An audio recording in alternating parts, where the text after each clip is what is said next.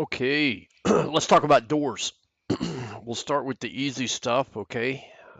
Interior doors, just use the Revit.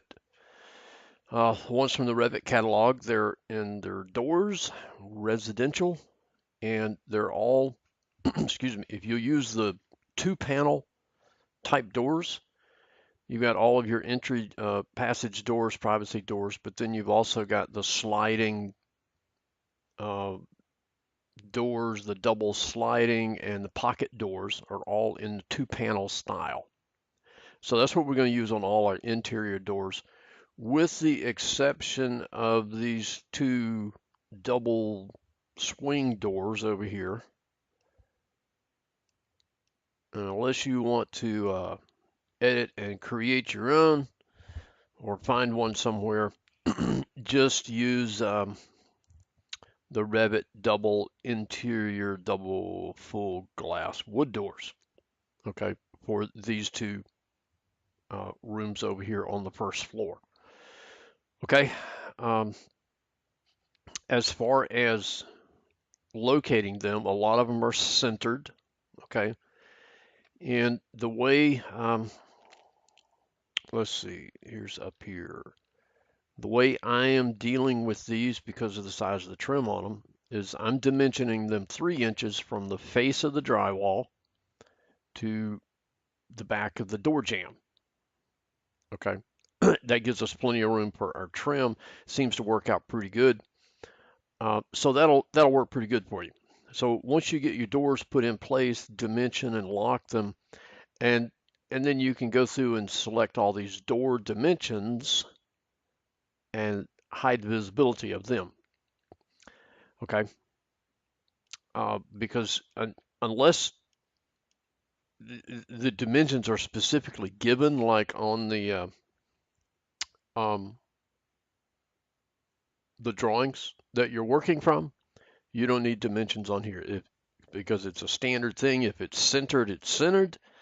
If it's in the corner, then it's 3 inches off of the corner. Okay, let's see, that made me think here.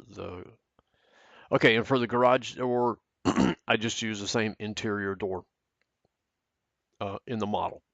Okay, exterior doors. I'm giving you a packet to download and extract of some Anderson doors, and they're they're they're they're pretty good doors as far as the Revit models go. Okay, and that they're kind of adaptable. You can change out the door panel types by editing the family and loading it and stuff. You can select your trim type. Okay, so what you have to do is when you bring these in, and you'll go into, you can go to edit type or you can go to type properties, either one. And you scroll down here to enter exterior trim number. Now the default is 0, which is no trim.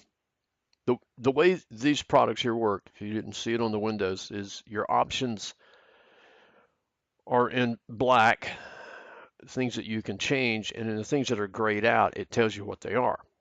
Okay, so if we want our grill, our pattern that we're choosing, pattern 1 is the default, so that's a traditional divided light pattern. Pattern number 2 is top light only, and it gives you the option to select how many lights you want. Okay, and then patterns 3 through 6 and their sizes. Okay, trim, we're going with 2-inch brick mold, which would be option 1. So you'll need to make those changes on these Anderson doors that you're installing.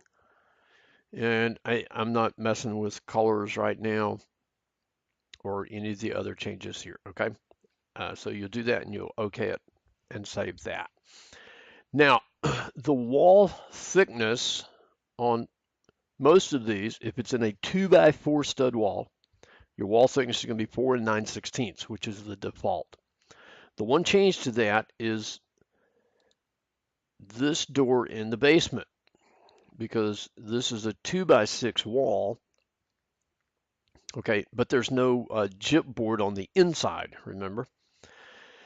So what I ran into is if I make it the true thickness of this wall, which would be 6 inches or 6 1/16, the brick mold doesn't cut into the brick. So that's why on just this one in the basement door, I had to go ahead and make it a 6 9/16 inch wall depth, and it sticks out a ½ inch further than it normally would. But that's just the way it works to get the brick mold to cut it. And here's the example of it right there. Okay. And it's kind of an interesting thing that I saw is that these Anderson windows, the brick mold does not cut the brick out, but in their doors, the brick mold cuts the brick out. Okay, so it's the way in which the family was made. I did a little research and poking around on it, and it's a little bit more complicated than we want to get in to fix that with the windows. So we're just going to let it ride for right now. Okay, so the basement door, you'll make the wall thickness for the door in the settings 6 9/16 inch. Okay. All right, the front door, well, garage doors, that's pretty easy. These are just the stock Revit garage doors, okay? I used embossed panels, but I did have to edit both of them to get the size that I wanted because the plans call for an 8-foot tall door. Normal is 7-foot tall. So what you'll do is put them in. You'll have to edit the size and then just put them in the wall at first floor. And then pop you a section view, or use this section view that I've got pinned right here. So pop your garage door in. Come on, shade it. Okay, and then measure from the bottom of the door here down to the floor, because the floor is sloped. And see what that measurement is, and that becomes your offset or your sill height, your offset down for your garage door. Okay, and that'll get your garage door in the right place. One thing you will have to do on this one, the 16-foot wide, is you'll have to change the number of panels. Let's see. I had to change the materials of it also. It should be an 8-panel door. The default was 4, I think, and I changed the materials to cherry, which is what the other door was also. Okay, so garage doors. Okay, the front entry door. I think my video may time out on me on this. I've had a devil of a time finding an entry door with side lights on both sides and a transom on the top. I can't find one anywhere. Okay, and I cannot for the life of me figure out how to edit the Anderson ones to add side lights, even though they provide them. I just can't figure it out. So basically what I did is I downloaded this one from somewhere a while back, and I've edited it a little bit to narrow the trim on it, but it doesn't work the way I would like for it to work, but we're just going to go with it.